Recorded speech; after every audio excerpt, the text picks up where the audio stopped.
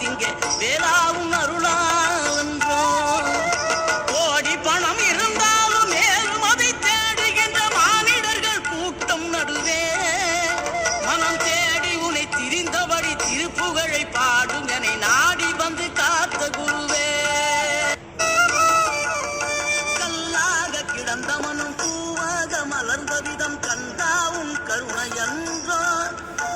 நாம் எல்லாம் இழந்த பின்னும் ஜீவன் இருப்பதிங்கே வேளாவும் அருளா